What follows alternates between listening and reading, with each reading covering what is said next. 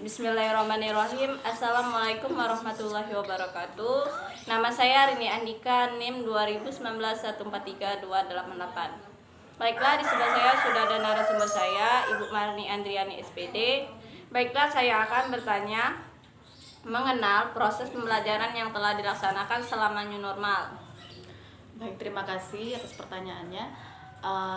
Kalau proses pembelajaran selama new normal ini, bagi pengalaman saya pribadi ini masih sama dengan pada masa COVID kemarin ya, karena belum ada pertemuan tatap muka antara guru dan siswa. Tetapi karena kita ini di daerah, jadi kita sesuaikan dengan keadaan dan lingkungan yang ada di sekitar kita ini.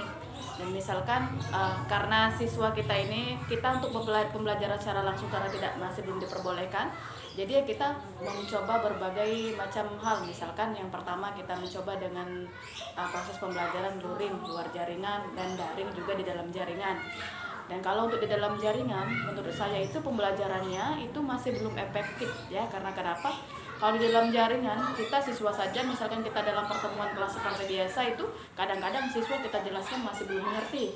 Apalagi kita menjelaskannya melalui HP, melalui video, atau melalui pembelajaran yang lainnya, itu mereka pasti belum mengerti. Apalagi dan sekarang itu metode seperti itu juga banyak melibatkan dan banyak juga dampak ya, melibatkan orang tua. Kemudian dampaknya lain lagi, misalnya orang tua yang tadinya tidak terlalu repot jadi repot, dan kemudian juga siswa tadi juga itu kadang-kadang ada yang menyepelekan pembelajaran ya. Misalkan untuk pembelajaran ada yang tidak masuk, ada yang tidak mengerjakan, dan kadang-kadang kita sebagai guru juga harus aktif ya, harus aktif untuk mencari kabar siswanya bagaimana. Dan itu juga hambatan dari guru, selain dari hambatan internalnya sendiri, hambatan dari internal dari siswanya, mungkin siswa juga banyak yang belum memiliki HP, apalagi SD ya, belum memiliki HP. Kemudian juga untuk membeli paket ya, kalau dalam jaringan itu juga berat karena ekonomi juga masih seperti ini kan. Dan juga kalau itu pada dalam jaringan, dan kemudian kita coba di luar jaringan, seperti siswa kalau misalkan karena siswanya dalam lingkupan daerah sini, jadi siswa kita undang ke sekolah untuk mengambil soal ya, misalkan soal untuk 1 minggu dikerjakan, kemudian dia mengerjakannya ke rumah. Itu sudah kita coba juga, dan itu kadang-kadang lumayan efektif. Namun kita kadang-kadang nggak tahu ini dikerjain oleh siapa soalnya, itu juga sih hambatannya. Jadi menurut saya untuk pembelajaran untuk SD itu, untuk khususnya di daerah itu menurut saya belum menemukan strategi pembelajaran yang efektif seperti itu. Selain itu, isu-isu apa masalah metode pembelajaran apa yang telah dilaksanakan? Nah, yang untuk metode pembelajaran telah dilaksanakan ya tadi, yang pertama dalam jaringan, yang kedua di luar jaringan. Yang kita sudah coba dalam jaringan ya seperti tadi itu tidak efektif karena kita juga banyak hambatan dari luar maupun dari sekolah sendiri. Kemudian kalau di luar jaringan juga kita bisa efektif, namun kita tidak tahu itu yang dikerjakan oleh siswa atau yang dikerjakan oleh yang dibantu oleh orang tua ya. Dan juga menurut saya itu metode pembelajaran untuk SD, menurut saya ini walaupun kita menggunakan metode luar jaringan dan dalam jaringan itu masih efektif. Untuk SD, taraf SD itu menurut saya ini harus ada pertemuan, karena kalau nggak ada pertemuan ya ini akhirnya ya, siswa semakin sering main HP itu kadang digunakan untuk yang lain, bukan untuk mengerjakan soal ya. Kadang-kadang kan kasusnya sekarang banyak siswa walaupun ada paket, ada HP itu tidak dikerjakan untuk ini, tidak dipakai untuk belajar, dipakai untuk yang lain ya. Dan juga kalau untuk di daerah kita ini untuk SD khususnya di daerah kita ini itu belum ada yang namanya penerapan memakai aplikasi Zoom, kemudian Classroom, karena kita nggak terjangkau, belum terjangkau ke sana ya. Juga bantuan untuk paket data juga kita kan nggak setiap bulan ya, kemudian hanya sekali kemudian dari pemerintah. Jadi itu juga yang memberatkan sih. Oke, terima kasih kepada Ibu Marni. Itulah jawaban tentang mengenal proses pembelajaran yang telah dilaksanakan selama new normal dan isu-isu apa masalah metode pembelajaran yang telah dilaksanakan. Baiklah, saya tutup dengan mengucapkan wassalamualaikum warahmatullahi wabarakatuh. Baiklah, saya menganalisis wawancara kemarin. Ternyata pembelajaran selama new formal dalam pandemi ini sangatlah tidak efektif, karena tidak memungkinkan anak SD diberikan HP dan belajar lewat classroom. Nah, jadi guru sekarang menekankan dalam sekolah itu, dalam belajar mengajar itu, setiap minggunya itu cuma 2 kali pertemuan agar anak tersebut bisa mengerti dalam pembelajaran tersebut. Itulah analisis saya. Saya akhiri, wabillahi taufiq wal hidayah. Wassalamualaikum warahmatullahi wabarakatuh. Warahmatullahi wabarakatuh. Waalaikumsalam warahmatullahi wabarakatuh. Perkenalkan, nama saya Emi Terhetini, NIM 2019-14-3291, kelas 3H. Baiklah Ibu, perkenalkan namanya Bu. Ya, terima kasih. Di sini nama saya Nelda, SPD SD. Sekarang menjabat sebagai Kepala Sekolah SDN 1 Simpang 4 Pedu. Baiklah Bu, saya akan bertanya mengenai proses pembelajaran apa yang telah dilaksanakan selama new normal.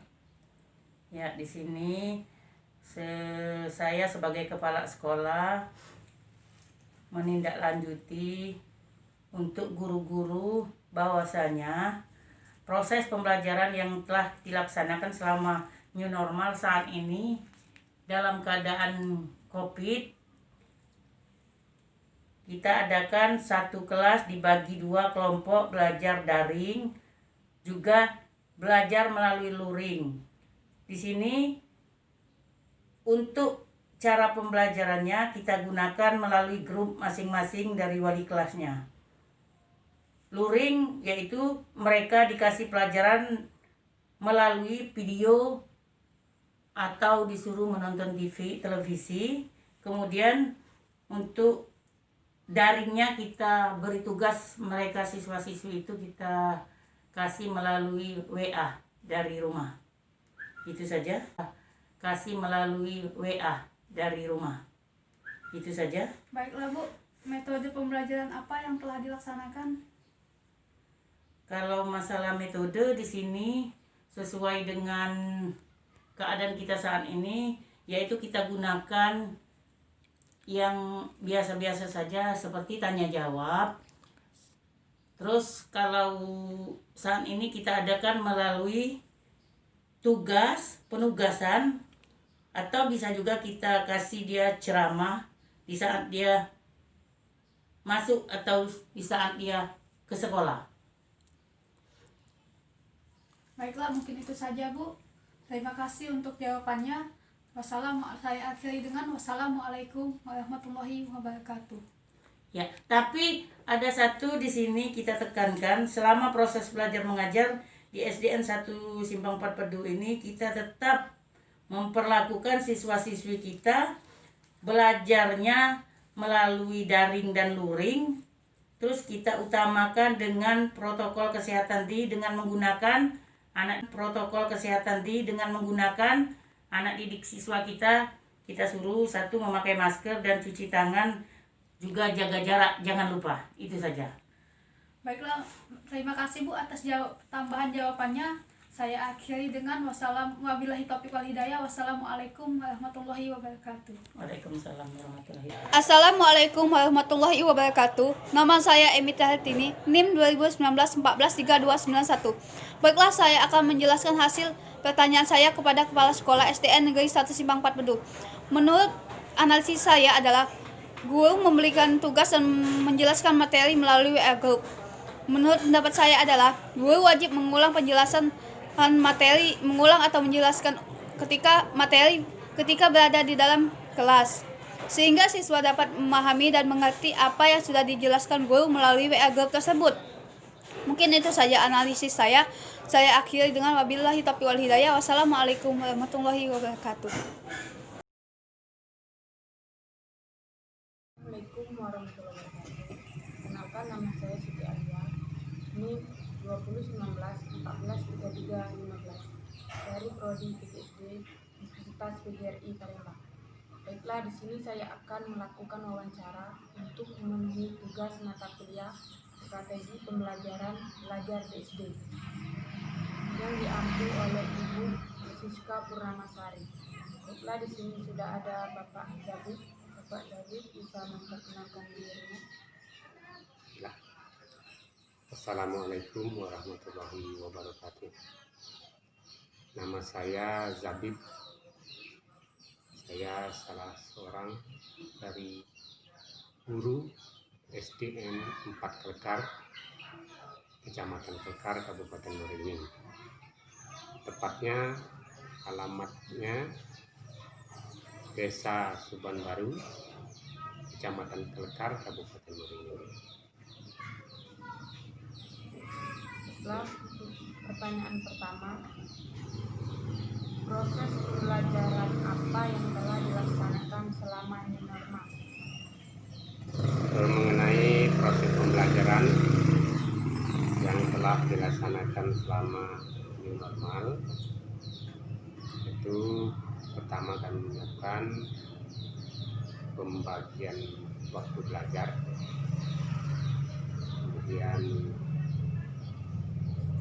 jaga jarak, maksudnya itu melakukan 3M, jaga jarak, cuci tangan, dan memakai masker. Tidak ada kemungkinan saya sebutkan tadi dari yang terakhir. Kemudian juga membagi kelas itu menjadi 2 kelompok. Ada shift pagi dan ada juga shift siang. Selebihnya ada juga pengurangan waktu belajar di sekolah. Selebihnya di rumah. Sekolah menyediakan hand sanitizer, kemudian desinfektan atau tempat cuci tangan, ada sabunnya, maksudnya ada sabun cair. Bisa Dan untuk pertanyaan kedua. Assalamualaikum warahmatullahi wabarakatuh. Nama saya Siti Alia, NIM 2019-14-33-15 dari Prodi PGSD. Di sini saya akan menjelaskan tata cara sholat dengan menggunakan metode audio visual dan audio visual dengan mata pembelajaran atau mata kuliah setelah pembelajaran inovatif di SD. Assalamualaikum warahmatullahi wabarakatuh. Perkenalkan, nama saya Tuti Alawiyah, NIM 2019-143317 dari Universitas PGRI Palembang, Prodi PGSD. Baiklah, di sini saya akan mewawancarai salah satu guru di SD Desa Karangringin 2 yang bernama Bapak Krasnabayu SPD. Baiklah, Bapak di sini mengajar pembelajaran apa? Saya mengajar pembelajaran pendidikan jasmani, olahraga, dan kesehatan. Yang ingin saya tanyakan mengenai bagaimana proses pembelajaran dan metode yang Bapak laksanakan menggunakan sistem jarak jauh selama COVID-19 ini. Jadi sistem pembelajaran yang kami laksanakan yaitu menggunakan metode daring dan luring. Untuk sistem daring itu kami menggunakan aplikasi Zoom, grup WhatsApp, dan juga siswa kami minta untuk mengirimkan video aktivitas olahraga di rumah. Selanjutnya untuk sistem luring, guru membuat beberapa kelompok siswa untuk melakukan pembelajaran di rumah siswa. Itu. Apakah dengan metode pembelajaran jarak jauh itu bisa membuat siswa memahami materi-materi yang Bapak berikan dengan jelas? Dari metode yang disebutkan tadi, siswa dapat memahami meskipun tidak seefektif pada saat tatap muka. Dalam proses daring itu kan biasanya ada masalah yang muncul. Masalah apa saja yang muncul dalam proses pembelajaran selama berlangsung itu? Adapun permasalahan yang paling utama yaitu jaringan internet, lalu keterbatasan kuota siswa, dan selanjutnya seringnya mati jaringan listrik. Oleh karena itu, siswa sering terlambat menunjukkan tugas. Oke, baiklah, terima kasih buat Bapak Krisna Bayu atas wawancaranya. Itulah hasil wawancara saya dengan Bapak Krisna Bayu. Saya ucapkan terima kasih. Wassalamualaikum warahmatullahi wabarakatuh. Waalaikumsalam warahmatullahi wabarakatuh. Baiklah, setelah saya bertanya kepada salah satu guru di SD Desa Karangringin 2, isu-isu masalah yang sering terjadi dalam proses pembelajaran yaitu jaringan yang kurang stabil. Oleh karena itu, siswa sering keterlambatan dalam mengumpulkan tugas yang diberikan oleh guru. Jadi, menurut saya, guru sebaiknya memberikan kelonggaran waktu dalam pengumpulan tugas siswa.